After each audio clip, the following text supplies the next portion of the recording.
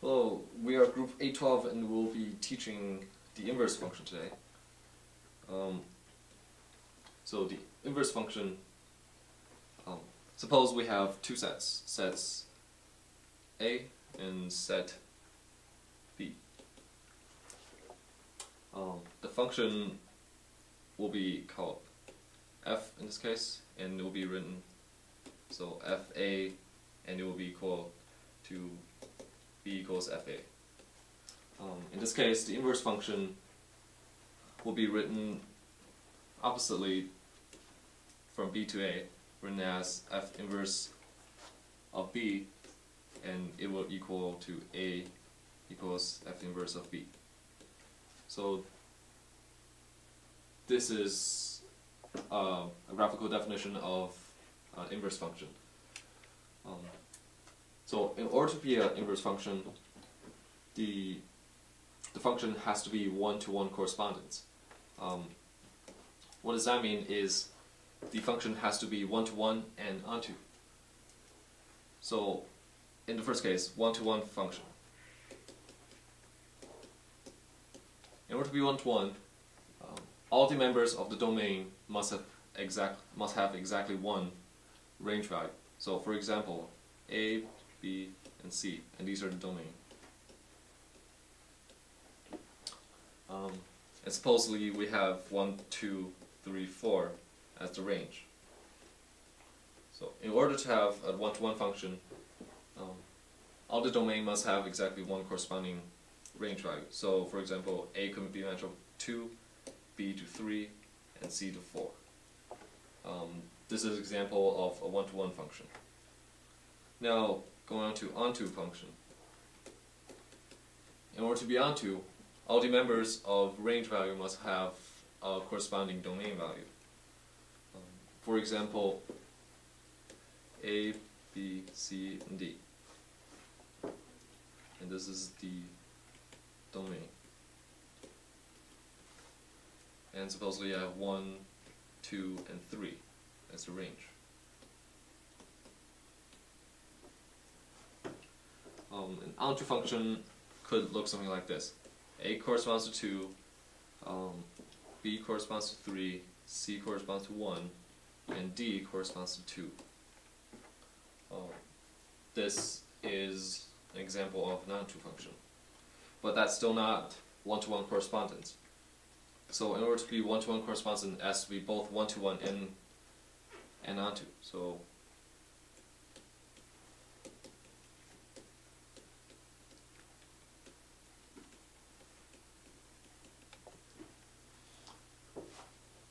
in order to be one-to-one and onto, that means every domain must have exactly one range value, and the range must correspond to one domain value. So A, B, C, and D. These are the domain. And 1, 2, 3, 4. This is the range. So in order to be one-to-one and onto, A could be corresponds to 2, B to 3, C to 4, and D to 1. And now it is a one-to-one correspondence, and f can be inverted into an inverse function. And now Ray will talk about, we'll give some examples of the inverse function.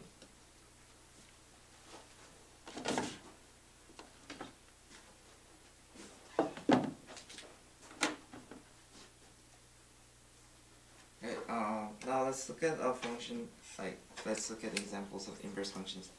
For the first example, we're going to look at a function from A, B, C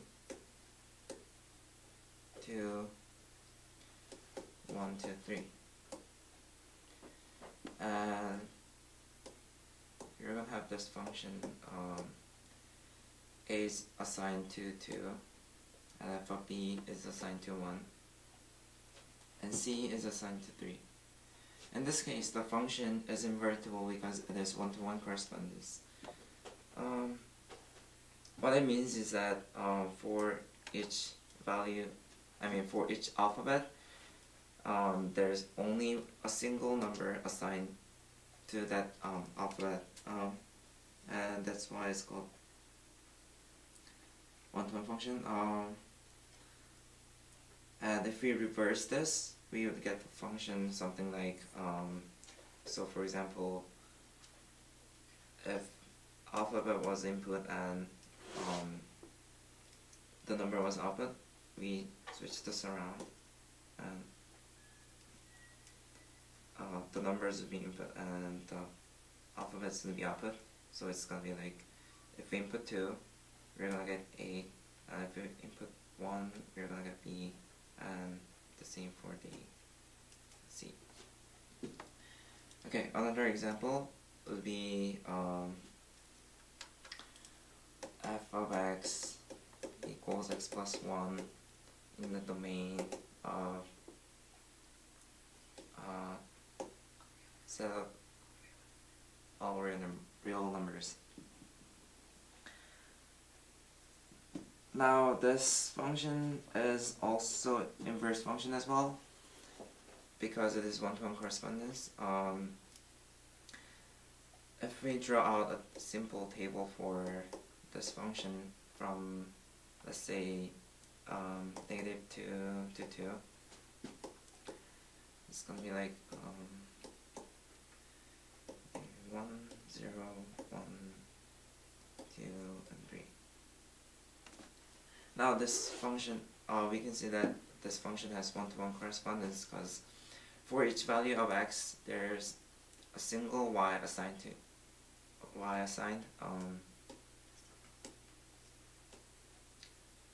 So for each input, there's only one output, and if we inverse this, it's gonna be just like the opposite way.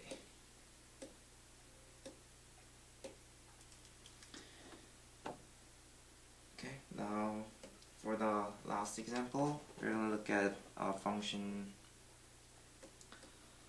f of x equals x squared in the domain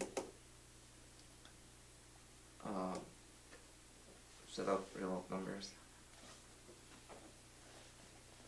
Now for this one, it is not a one-to-one function because for each value of x, for each value of y, there are 2 x values assigned. So if we look at an example of xy, if we draw a simple table for this, we're going to look at a situation when y equals 4. So when y equals 4, there are 2 values of x, -2 and 2, and this is obviously not a one-to-one function because there are 2 x values for each y.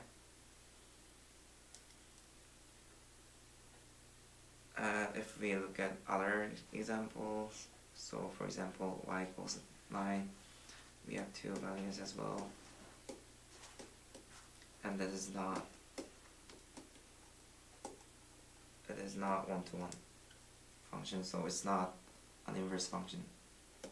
So in conclusion,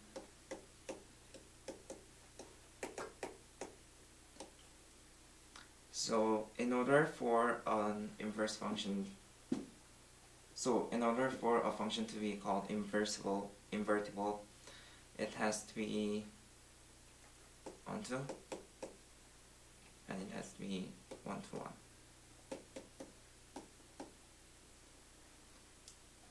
And this concludes our teaching for the inverse function, and thank you for watching.